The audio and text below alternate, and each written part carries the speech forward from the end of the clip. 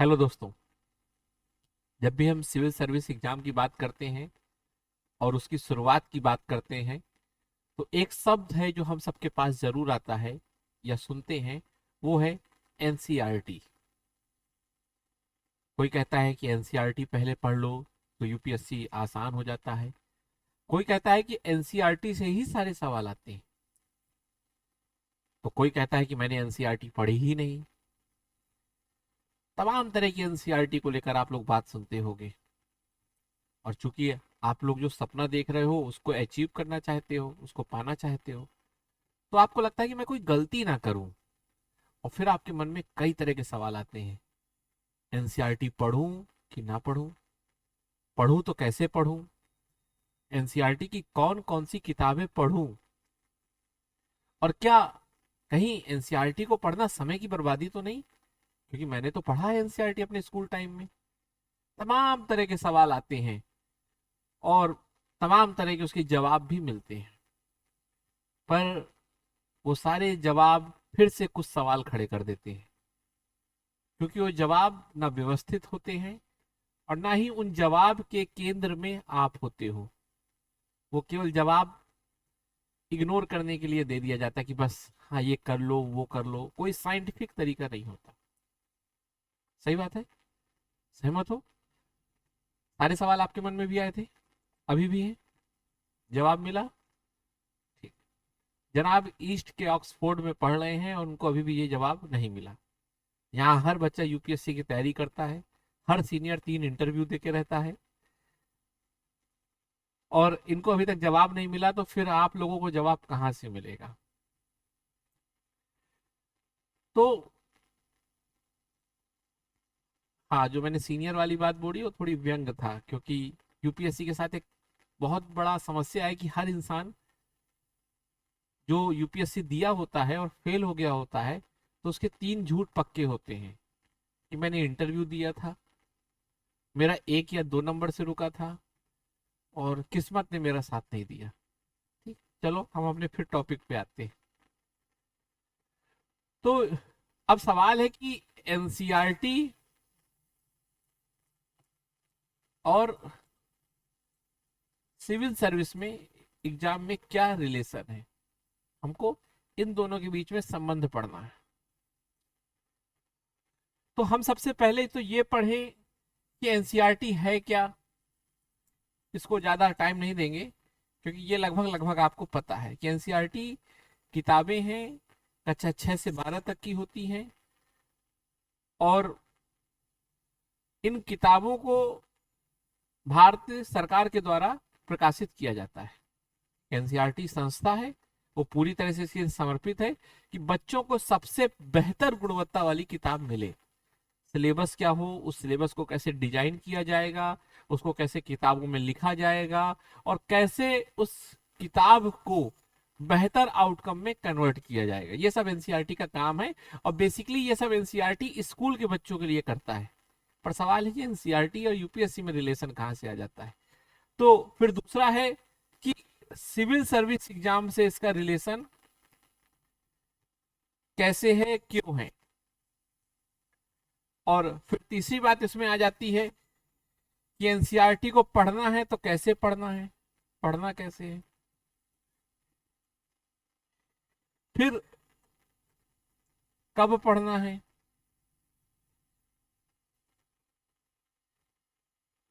कहां से मिलेगी, और एक सब यहीं पर जोड़ लेते हैं कौन कौन सी एनसीईआरटी पढ़नी है। मैं केवल आपको एक विजन दूंगा, एक दृष्टि दूंगा कि आप खुद समझ जाओगे सब कुछ, क्योंकि आप सिविल सर्विस एग्जाम के लिए जा रहे हो। यहां पर रट्टू तोता या नकल करने वाला या फॉलोअर सेलेक्ट नहीं होता। यूपीएससी में हर कदम एग्जाम की तैयारी है। आप ये वीडियो देख रहे हो, ये इंपॉर्टेंट नहीं है, इंपॉर्टेंट ये है कि इस वीडियो को कैसे देख रहे हो। वो भी सिविल सर्विस में एक हिस्सा या एक सिविल सर्विस के लिए इंपॉर्टेंट रोल प्ले करेगी। तो मैंने आपको ये बता दिया कि बेसिकली जो एनसीईआरटी है वो एक संस्था है जो किताबें लिखती है कक्षा 6 से 12 के लिए। इससे ज्यादा इसमें समझने की जरूरत नहीं है। सवाल है सिविल सर्विस एग्जाम से इसका क्या रिश्ता है। ठीक है। तो आप लोगों को लगता है कि एक तो सिविल सर्विस एग्जाम में प्रीलिम्स होता है, सिविल सर्विस एग्जाम में मेंस होता है, और सिविल सर्विस एग्जाम में इंटरव्यू होता है। तीन चीजें होती हैं। तो सवाल है कि एनसीईआरटी यहां पर काम आती है, कि एनसीईआरटी यहां पर काम आती है, कि एनसीईआरटी यहां पर काम आती है। मैं एक चीज और लिखना चाहूंगा कि एक होता है शुरुआत करना, किसी चीज को इनिशिएट करना, मतलब बिल्कुल प्रारंभिक स्थिति, जब आपने तैयारी शुरू नहीं की, उसमें भी एनसीईआरटी कैसे काम आती है आज आपको पहली बार ये पता चलेगा। तो चलो हम देखते हैं कि मेंस में क्या क्या चाहिए होता है, प्री में क्या क्या चाहिए होता है, और इंटरव्यू में क्या चाहिए होता है। और फिर हम देखेंगे कि जो एनसीईआरटी है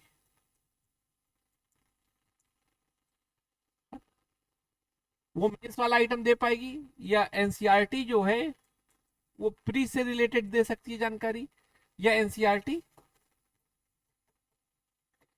इंटरव्यू के लिए क्या प्ले कर सकती है, और एनसीईआरटी शुरुआत में क्या कर सकती है। ऐसा आज तक तो नहीं सुना होगा कभी। और एक बात हाँ ये समझ लेना, अगर ये चीज कहीं और से आपको मिल सकती है तो फिर एनसीईआरटी की जरूरत नहीं है, लेकिन अगर एनसीईआरटी से ही मिल सकती है तो फिर एनसीईआरटी सबसे बेस्ट चीज है। तो एक बात तो ये दिमाग में आ गया कि मैं पढ़ूं कि ना पढ़ूं। अभी तो सवाल पैदा किया है मैंने, एक जवाब अभी दूंगा, ठीक है। तो सारे बातों के बहुत सरल तरीके से जवाब मिलेंगे, बस पेशेंस रखिएगा, जल्दीबाजी का जहाँ कोई काम नहीं है, क्योंकि मैंने बार बार कहा है मैं कोई यूट्यूबर नहीं हूँ, है ना। अगर आपको बहुत जल्दी पढ़ना हो तो आप विदा ले सकते हैं, क्योंकि फिर आपका यूपीएससी से संबंध नहीं है ना। मनोरंजन करने का कोई उद्देश्य मेरा नहीं है, मनोरंजन के लिए हजारों लोग ऐसे भी रील डाल रहे हैं। तो बात करते हैं सबसे पहले एनसीईआरटी की प्रारंभिक स्थिति की। देखो जब पहला आपका सवाल क्या रहता है यूपीएससी में, ये बताओ भाई, बताओ पहला सवाल क्या रहता है कि क्या मैं यूपीएससी कर सकता हूं कि नहीं कर सकता, क्या मेरे अंदर सिविल सर्विस एग्जाम को निकालने की क्षमता है कि नहीं है। पहला तो यही सवाल है। और अगर मैं कहूं कि इस सवाल का जवाब भी आपको एनसीईआरटी दे देती है तो आपको हैरानी होगी, पर वास्तव में एनसीईआरटी से अगर आपकी दोस्ती हो गई, एनसीईआरटी से अगर आपकी दोस्ती हो गई तो आप समझ लेना कि आप यूपीएससी एग्जाम में सिविल सर्विस एग्जाम निकालने के लिए तैयार हो। अब कितनी मेहनत करनी है, क्या करना है, ये एक अलग बात है, क्योंकि इसको एक घटना से जोड़ते हैं। जैसे मान लो मैं हूं, मेरा अपना एक स्वभाव है, ठीक है, मेरा अपना स्वभाव है, और आपका भी वैसे ही स्वभाव हो, तो हम दोनों की दोस्ती हो जाएगी। लेकिन मान लो मेरा स्वभाव अलग है, आपका स्वभाव अलग है, तो दोस्ती नहीं हो पाएगी, तो हम दोनों साथ नहीं चल सकते। तो बेसिकली जो एनसीईआरटी का स्वभाव है, आप जब एनसीईआरटी पढ़ोगे तो एनसीईआरटी आपसे बात करेगी, आपको समझ में आएगी। देखिए याद रखिएगा, आपका जो दोस्त होता है ना, उसके साथ आप कितना भी समय निकाल सकते हो, आपको समय नहीं पता चलता, क्योंकि आप उस दोस्त में मगन हो जाते हो, समय पे ध्यान नहीं देते। लेकिन मान लो अगर दोस्त आपका परिचित है लेकिन उससे दोस्ती अच्छी नहीं, तो बार बार समय देखोगे। ये बात को बड़े ध्यान से साइंटिफिक तरीके से समझना, मैं सरल बता रहा हूं, पर याद रखना सरल बताना सबसे कठिन होता है ना? तो सवाल है कि जो एनसीईआरटी का स्वभाव है, अगर वही स्वभाव आपका है और वही स्वभाव यूपीएससी का है, तो यहां बात ऐसी हो गई कि एनसीईआरटी बराबर यूपीएससी और यूपीएससी बराबर आपका स्वभाव। ये अगर तीनों चीजें मिल गई तो सपोज करो अगर आपको एनसीईआरटी, सपोज करिए आप हो, आपको अगर एनसीईआरटी अच्छी लगी तो दोनों का स्वभाव मिल गया, पहला समीकरण। फिर दूसरा समीकरण देखिए कि जो एनसीईआरटी है उसका पूरा का पूरा स्वभाव सिविल सर्विस एग्जाम से मिलता है। ये हवा बात नहीं है, इसको मैं सिद्ध करूंगा मैथ की तरह कि देखो सीएससी में क्या होता है, सीएससी में सबसे पहले इंपॉर्टेंट होता है स्पष्टता और सरलता, दो सबसे इंपॉर्टेंट बात है। सिविल सर्विस एग्जाम अगर आपको निकालना है तो आपको अपना हर कॉन्सेप्ट बहुत स्पष्ट और बहुत सरल तरीके से पता होना चाहिए, कोई भी जटिलता नहीं होनी चाहिए। क्यों? क्योंकि अब सवाल है सिविल सर्विस का कैसा नेचर होता है, तो एक अधिकारी की तरह, और अधिकारी हमेशा कैसा होता है, बहुत स्पष्ट और सरल। कोई दंगा हो जाए और अधिकारी खुद उलझ जाए तो दंगा तो और बढ़ जाएगा। भारत और पाकिस्तान का इस समय जो विवाद चल रहा है, कितना स्पष्ट होगा उसका विजन कि मुझे क्या करना है, कितना टेंशन होगा, लेकिन वो तब भी एक जगह बैठ के निर्णय ले रहा होगा। अजीत डोभाल, हजार जगह से फोन आ रहे होंगे, और छोटे मोटे नहीं, कई जगह प्रधानमंत्री, कई जगह सलाहकार, उसे स्पष्ट पता, सरल पता है, उलझा हुआ कभी नहीं पाओगे। तो अधिकारी और सिविल सर्विस एग्जाम सेम है, स्पष्ट और सरल। फिर दूसरी बात क्या होती है, दोनों में बहुत ही ज्यादा एनालिटिकल होता है अप्रोच, एनालिटिकल और क्रिटिकल। अब ये सब क्या है, ये सब मैंने पहले की वीडियो में पढ़ा रखा है कि एक अधिकारी का नेचर एनालिटिकल होता है, हर चीज को तोड़ तोड़ के देखता है, बहुत क्रिटिकल होता है, देखता ही नहीं है केवल, उसके फैक्ट, उसका रीजन, उसके कारण, उसके सारे डायमेंशन को समझता है एक अधिकारी। अगर मान लो कोई घटना हुई तो ये घटना क्यों हुई, किस कारण से हुई, इसमें कौन कौन जोड़े थे, ये घटना में क्या बुरा है क्या अच्छा है, वो सब देखेगा। अगर कोई ऐसी घटना हुई जिसमें सब कुछ बुरा है लेकिन एक बात भी अच्छी है, तो अधिकारी समझ जाएगा ये अच्छी बात है, इसको निकाल लो, बाकी सबको फेंको। ठीक, ये सब चाहिए। और सबसे मेन चीज जो है कि एक अधिकारी को सामान्य अध्ययन का ज्ञान होता है, मतलब हर चीज के बारे में सामान्य जानकारी होती है। मैंने पहले भी समझाया, जनरलाइज अप्रोच। सिविल सर्विस का सिलेबस भी पूरा यही लिखा है, सामान्य अध्ययन, सामान्य अध्ययन, सामान्य अध्ययन। उसने विज्ञान नहीं लिखा, साइंस नहीं लिखा, सामान्य अध्ययन लिखा है। तो बेसिकली जो सिविल सर्विस और एक अधिकारी के लक्षण होते हैं वो सेम ऐसे होते हैं। क्लियर? इसमें तो कोई दो राय नहीं। जाके एनसीईआरटी उठा के देखना, सब कुछ ऐसा ही मिलेगा सेम। बहुत सरल होती है भाई साहब, सरल होती है, पर पढ़ने में पता चलेगा। अब आप मूर्ख हो, आपको समझ में नहीं आए मतलब, तो आपको थोड़ी लगेगा कि, जैसे आप गांधी जी को देखो, आप भगत सिंह को देखो, जब उस समय देखते भगत सिंह को, या किसी फकीर को देखो, या किसी संत को देखो, और आपको अरे ये तो सरल इंसान है, हम तो बंगला, कार, अंबानी जैसे और अडानी जैसे लोगों को देखते हैं, ये क्या, ये तो सरल है। पर वास्तव में सरल बनना सबसे कठिन होता है। इसीलिए आज तक गौतम बुद्ध एक, महावीर एक, है ना, प्रेमानंद महाराज और भगत सिंह, ये सब सरल लोग थे। और वैसे ही सरल होती है एनसीईआरटी, सबसे रेयर, और उसमें ये सब फीचर्स आपको देखने को मिलेंगे। ठीक है, बोर हो रहे होगे ना क्या बोल रहे हैं, तो इसीलिए जानबूझ के धीरे बोल रहा हूँ कि जितना कूड़ा कबाड़ है वो बाहर जाए, वो वीडियो ना देखे, है ना। पंडित को पंडित मिले करे ज्ञान की बात, और इन्फ्लुएंसर को इन्फ्लुएंसर मिले करे बकवास। ठीक है, तो आगे चलते हैं। अब यहां से ये बात समझ में आ गई। अब एनसीईआरटी और आपके लक्षण अगर मैच कर गए तो मतलब यही लक्षण सेम आपके, ये बात समझ में आ गई। तो और नहीं है तो इस तरह बना लो। तो एनसीईआरटी के जो लक्षण हैं, जिस तरह की एनसीईआरटी की पर्सनालिटी है, एनसीईआरटी जैसे लिखी गई है, अगर आपको वो चीज सीख ली आपने, समझ में आ रही बात, अगर आप हैं तो बहुत अच्छा, नहीं है तो अगर आप सीख लिए तो ठीक, और नहीं सीख पा रहे और नहीं हो तो यूपीएससी की तैयारी मत करना। तो आज के बाद पता चल गया कि एनसीईआरटी सबसे पहले आपको यह बताती है कि आप सिविल सर्विस का एग्जाम दे सकते हो, कि देने लायक हो कि नहीं हो। ये क्षमताएं अगर आपके अंदर है, आप अपनी बात बहुत स्पष्ट तरीके से, बहुत सरल तरीके से, बहुत क्रिटिकल और एनालिटिकल होकर बात करते हो, तो बहुत विजनरी होकर बात करते हो, सारे डायमेंशन को कवर करते हो, जैसे एनसीईआरटी में सारे चैप्टर में किए गए हैं। जब आप एनसीईआरटी पढ़ोगे, जैसे कक्षा 9 की डेमोक्रेसी पढ़ो, देखो आपको एक एक लाइन कैसे व्यवस्थित करके बताई गई है। तो सेम बात समझ में आ गया यहां पर आपको कि भाई मामला कुछ ऐसे है कि जो एनसीईआरटी है, जो सिविल सर्विस है, और जो आप हो, ये तीनों में समानताएं हैं, अगर आपके अंदर अधिकारी बनने की क्षमता है। और ये समानता क्या है? क्लियरिटी, एनालिटिकल, क्रिटिकल और मल्टी डायमेंशन। समझ में आ गई बात? यहां से कोई दिक्कत तो नहीं। और जनरल अप्रोच, यही चीज एनसीईआरटी में होती है, यही इस एग्जाम की डिमांड होती है, यही ऑफिसर के भी अंदर खासियत होती है, और यही अगर आपके अंदर है तो आपको यूपीएससी निकालने से कोई नहीं रोक सकता। बस आपको मेहनत करनी है सही डायरेक्शन में, क्षमता अब आपके अंदर है।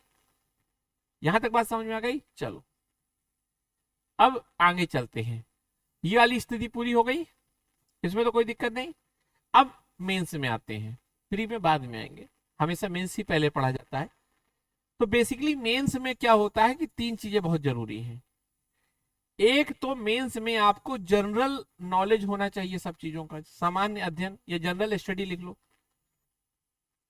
है ना। पीएचडी नहीं होनी चाहिए किसी में, जनरल स्टडी होनी चाहिए। और मेंस लिखने में सबसे बड़ा रोल है राइटिंग का। राइटिंग कैसी होनी चाहिए? बहुत सिंपल और बहुत कैसी, लॉजिकल, है ना। हवाबाजी नहीं करनी। राइटिंग एक खासियत होती है, सिविल सर्विस की राइटिंग बहुत सिंपल और बहुत लॉजिकल होती है। मतलब आपको एक लाइन से दूसरी लाइन जुड़ी होनी चाहिए और पहली लाइन दूसरे लाइन को सपोर्ट करे।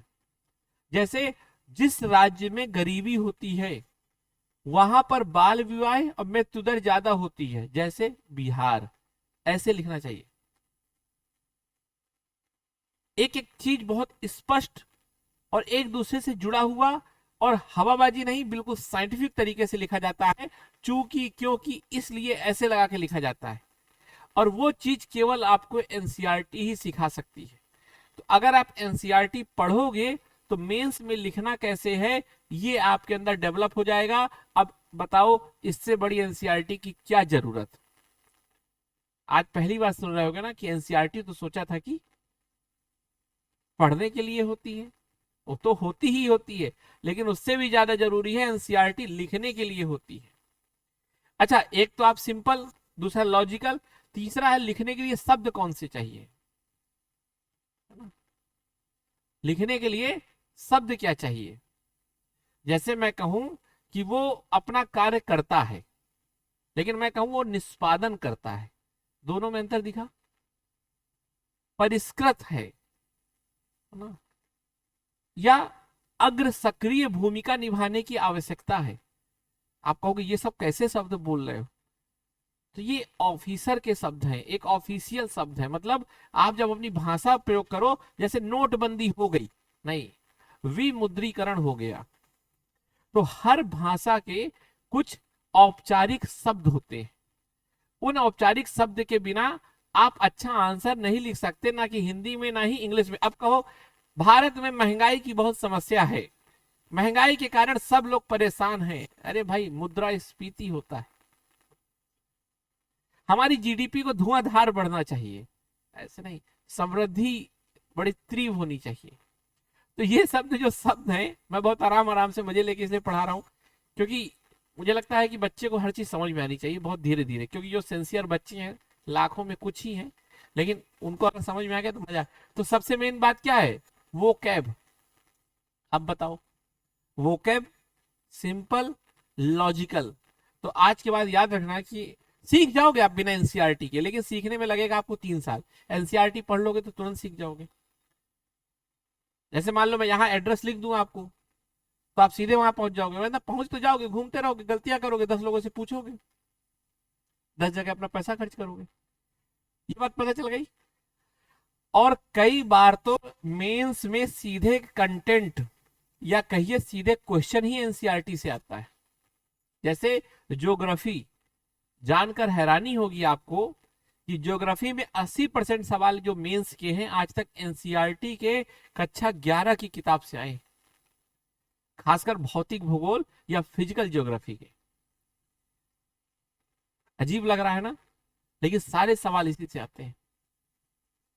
चाहे वो प्लेट विवर्तनिका का सिद्धांत हो, प्लेट टेक्टोनिक का हो, चाहे वो इरोजन से रिलेटेड हो, है ना, लैंड फॉर्म जो होती है, वो सब सवाल इसी से आते हैं। तो भाई मेंस में इसका रोल समझ में आ गया कि नहीं आया? और एक बात हाँ याद रखना कि आपको मैं बता दूं कि कई सारे एग्जाम्पल ऐसे हैं जो बहुत अच्छे मेंस के लिए आपको मिल जाएंगे। एक बात और मुझे याद आई प्रारंभिक स्थिति के लिए कि एनसीईआरटी में बहुत सारे कार्टून बने होते हैं, और उन कार्टून को अगर आप समझने लग गए तो आप ये समझना कि आपका दिमाग अब पूरी तरह से मैच्योर हो गया है, और अब आप वास्तव में यूपीएससी के लिए हो। कार्टून हंसवाने के लिए नहीं है, गहरी बातें लिखी होती है उसमें, कम शब्दों में बहुत गहरी बातें, समझिएगा। अगर आपको कार्टून कार्टून लग रहे हैं तो आप कार्टून हैं। जैसा होता लग गया और बुरा लगने के कारण, है ना, कुछ सिस्टम में प्रॉब्लम आई और, है ना, कोई ग्लिच हो गया है, स्क्रीन की लाइट चली गई है, पर कोई दिक्कत नहीं। बाधाएं आती हैं लेकिन हमें नहीं रुकना, ये भी सीख है, एनसीईआरटी से सीखा है, कई स्टोरी पढ़ी है ना। अब आप लोगों का दिमाग अगर मेरी बातों में है तो आप सही दिशा में जा रहे हैं, अगर आप इस पे हैं तो फिर हमेशा इधर उधर भ्रमित रहेंगे। प्रारंभिक स्थिति पता चल गई, मेंस के लिए पता चल गया, अब आते हैं प्रीलिम्स। तो देखो प्रीलिम्स में एनसीईआरटी का रोल कुछ पॉइंट में बहुत है। जैसे पॉलिटिकल साइंस, जैसे पॉलिटिकल साइंस में आप कितना भी लक्ष्मीकांत पढ़ लो, लेकिन आपको अगर यूपीएससी सिविल सर्विस में प्रीलिम्स के 10 से 12 क्वेश्चन जो आते हैं उसमें कॉन्सेप्चुअल पार्ट सही करना है तो लक्ष्मीकांत नहीं करा पाएगा, आपको एनसीईआरटी ही करा पाएगी, और आपको कक्षा 11-12 की एनसीईआरटी पढ़नी ही पड़ेगी, उसका कोई विकल्प नहीं है। आपको अगर इकोनॉमी से कुछ कॉन्सेप्ट समझने हैं तो एनसीईआरटी पढ़नी पड़ेगी। इन्वायरमेंट का क्वेश्चन अगर आपको पीटी के लिए करना है तो क्लास 12th की बायोलॉजी की किताब जो लास्ट के 4 चैप्टर हैं इकोसिस्टम से रिलेटेड, वो पढ़ने पड़ेंगे। अभी परेशान मत होना, लिखना मत कि क्या क्या, वो तो मैं पूरा का पूरा लिस्ट बना दूंगा जब आप कहोगे। समझ में आ गई बात? तो ये चीज बहुत अच्छे से याद रखना कि आपको कैसे क्या करना है, इसमें तो कोई सवाल नहीं है। अब बात आती है इंटरव्यू की। इंटरव्यू में एनसीईआरटी आपको सबसे पहले तो, इंटरव्यू जिसका एग्जाम है ना, वो एग्जाम है इंटेलेक्चुअल ट्रेड्स का, सरल तरीके से अपनी बात कहने का, सारे आयामों को कवर करने का, और उसमें भी सबसे ज्यादा है आपकी भाषा। आप कहो कि महंगाई बहुत बड़ी समस्या है तो इंटरव्यू में बुरा लगेगा, तो वो सब चीजें आपको एनसीईआरटी सिखाती है। तो कहने का मतलब कि एनसीईआरटी इस एग्जाम के लिए बहुत आवश्यक है। पढ़िए, पर याद रखिएगा, अब सवाल है कि एनसीईआरटी ले आए और पढ़ लिया, और आप मुझसे कह रहे हो कि मैंने तो एनसीईआरटी पढ़ ली। पर याद रखिएगा एनसीईआरटी किताब इंपॉर्टेंट नहीं है, इंपॉर्टेंट है कि उसको पढ़ कैसे रहे हो। अगर आप ये कहा जाए, है ना, अभी वो कुछ अपने कार्यों में बिजी है, कह रहे डिस्टर्ब नहीं करो, तो ठीक है। अगर मान लो मैं ये कह रहा हूं एनसीईआरटी जरूरी है, तो फिर आप भी वही कक्षा हाई स्कूल की एक एनसीईआरटी पढ़ रहे हैं, वही हाई स्कूल का बच्चा, तो फिर आप और उस बच्चे में अंतर क्या है उस किताब को लेकर? कुछ नहीं। लेकिन ऐसा नहीं है, आपको उस किताब को जो पढ़ना है उसे बहुत यूनिक तरीके से पढ़ना है, बहुत ज्यादा सोच कर पढ़ना है, उस किताब के साथ पूरा इंडल्ज बहुत हो जाना है, उसमें बिल्कुल घुस जाना है। सोचो, अगर एक तलवार बिल्कुल नए बच्चे को दे दी जाए और एक किसी अच्छे तलवारबाज को दे दी जाए, तो दोनों के लिए बिल्कुल अलग मतलब है। एक के लिए तलवार बोझ होगी, एक के लिए तलवार उसके सब कुछ खत्म कर देगा, और जिसको चाहेगा, है ना। अगर आपको बांसुरी दे दे तो शायद आपके लिए डंडी बन जाए, मेरे लिए बांसुरी, या मेरे नहीं मतलब जो बांसुरी अच्छा बजाता होगा उसके लिए बांसुरी फ्लूट होगा, उस सारा पूरा मनोरंजन या पूरा समय बांध देगा, देवता तक को खुश कर सकता है। तो समझ में आया? तो एनसीईआरटी किताब इंपॉर्टेंट नहीं है, इंपॉर्टेंट है उस एनसीईआरटी को पढ़ते कैसे हो। अगर आपको किताब नहीं पढ़ना आता तो आप कक्षा 6 के बच्चे की तरह पढ़ोगे तो वो फिर कोई काम की किताब नहीं। एनसीईआरटी को पढ़ने के लिए आपके अंदर उतनी गहनता, उतने तरीके होने चाहिए कि आप एनसीईआरटी पढ़ पाओ। तब एनसीईआरटी काम आएगी। अब समझ में आया? किताबें लाना इंपॉर्टेंट नहीं है, सिविल सर्विस की तैयारी किताबों से नहीं होती, पर्सनालिटी से होती है। ये वैसे ही बात है जो भारत के सेना के जवान कहते हैं कि हमें ये फर्क नहीं पड़ता कि सुखोई है कि मिराज है कि राफेल है, हमारा सेना का जवान उसके अंदर बैठा है, यही बहुत है ना। तो याद रखना, युद्ध विमानों से नहीं जीता जाता, विमान चलाने वाले के अंदर हिम्मत कितनी है उससे जीता जाता है। तो यूपीएससी किताबों से नहीं निकाला जाता, उस किताब को पढ़ने वाले की क्षमता कितनी है ये इंपॉर्टेंट है। मोटिवेट मत हो जाना, है ना, बहुत जल्दी मोटिवेट हो जाते हो, है ना, 2 मिनट के लिए मोटिवेट होकर बड़ा डिसीजन ले लो, नहीं, है ना। अपनी सच्चाई, अपनी औकात, अपनी हैसियत, अपने अंदर का पावर देख के ही होना। और ये इसलिए मैं ऐसे शब्द बोल रहा हूं क्योंकि मैं नहीं चाहता कि आप अपने आप को बेवकूफ बनाएं। ठीक, तो यहां तक बात समझ में आ गई। एनसीईआरटी पढ़ना है कि नहीं पढ़ना ये बता दिया भाई। अब इतनी इंपॉर्टेंस है तो पढ़ना ही पढ़ना है, लेकिन कैसे पढ़ना है ये ध्यान रखना। पढ़ने का बहुत इसका एक अलग तरीका होता है, वो सब आपको बताया जाएगा। और एनसीईआरटी मिलेगी कहाँ से? तो आप जोश में आ गए होगे, तुरंत जाओगे दुकान और सारी एनसीईआरटी ले आओगे और रख लोगे। नहीं, ऐसा नहीं करना। एक एक किताब लाइएगा, नहीं हो तो ऑनलाइन भी आप देख सकते हैं। एनसीईआरटी का जो ऐप है उसमें जाइए, उसमें किताब देखिए, बहुत अच्छे से बनाई गई है और उसको आप पढ़ सकते हो। अब एनसीईआरटी को पढ़ना कैसे है इस पे हम बात कभी करेंगे। तो एनसीईआरटी हमारी सबसे अच्छी दोस्त है। एनसीईआरटी पढ़ने के बाद जो गहनता, जो सरलता, जो स्पष्टता आता है वो सिविल सर्विस के लिए सबसे बड़ा मार्गदर्शक है। तो प्लीज एनसीईआरटी को इग्नोर मत करिए। और हाँ, अगर कोई ये कहता है कि मैंने एनसीईआरटी नहीं पढ़ी तब भी मेरा हो गया, तो हो सकता है, कोई जरूरी नहीं है कि एनसीईआरटी पढ़ना ही जरूरी है। मेरे भी साथ ऐसा हुआ कि मैंने एनसीईआरटी शुरू में नहीं पढ़ी थी, जब भी मेरा मेंस में अच्छा नंबर आने लगा 5 बार प्री निकला, लेकिन बाद में मुझे पता चला कि अगर एनसीईआरटी मैंने पढ़ ली होती तो बहुत कम एफर्ट में ये सारा काम हो सकता था। और दूसरी बात, अगर कोई बच्चा ये बोलता है कि मैंने नहीं पढ़ा, मेरा फाइनल सिलेक्शन हो गया, ये हो गया, तो पहली बात तो हमने उसको घर जाके नहीं देखा कि उसने पढ़ा कि नहीं पढ़ा। कई बार लोग हीरो बनने के चक्कर में बोल देते हैं कि मैं बिना पढ़ता था सिलेक्शन हो गया, है ना, मैं ऐसे करता था मेरा सिलेक्शन हो गया। सब कुछ हवाबाजी करते हैं अपने आप को हीरो बनाने के चक्कर में। आपकी चिंता नहीं है, वो चाहते हैं कि ऐसा कुछ बोले कि आप उनके हाथ पैर जोड़ने लगो। और कई बार ऐसा भी होता है कि किसी इंसान के अंदर वो जन्मजात क्षमता आ जाती है, डेवलप हो जाती है धीरे धीरे। जैसे मान लो सरल भाषा है, स्पष्ट भाषा है। मान लो कोई इंसान शुरू से मैगजीन पढ़ता था, किताबें पढ़ता था और उसने वो क्षमता डेवलप कर ली, अब उसे एनसीईआरटी की जरूरत नहीं है। तो जो चीज चाहिए वो कहां से आ रहा है ये फर्क नहीं पड़ता, बस वो चीज चाहिए। और इतनी बातों को समझ लिया तो सिविल सर्विस एग्जाम में आप बहुत पास तक पहुंच जाओगे। मैं ये तो नहीं कहता कि जरूर निकाल लोगे, ये दावा खारिज है, क्योंकि आपसे झूठ बोलने का कोई मतलब नहीं है। देखो, एग्जाम निकालने के लिए बहुत मेहनत, बहुत अच्छी डायरेक्शन और सबसे ज्यादा जरूरी है थोड़ा बहुत लक। तो आप बेहतरीन लोगों में आ जाओगे। सिलेक्ट कब हो सकते हो? पहले अटेम्प्ट में, दूसरे अटेम्प्ट में, लेकिन हो सकते हो और होगे। ये बात मैं बार बार बोलता हूं कि मेहनत बेकार नहीं जाती और इसका प्रमाणिक सबूत है मेरे पास। धन्यवाद।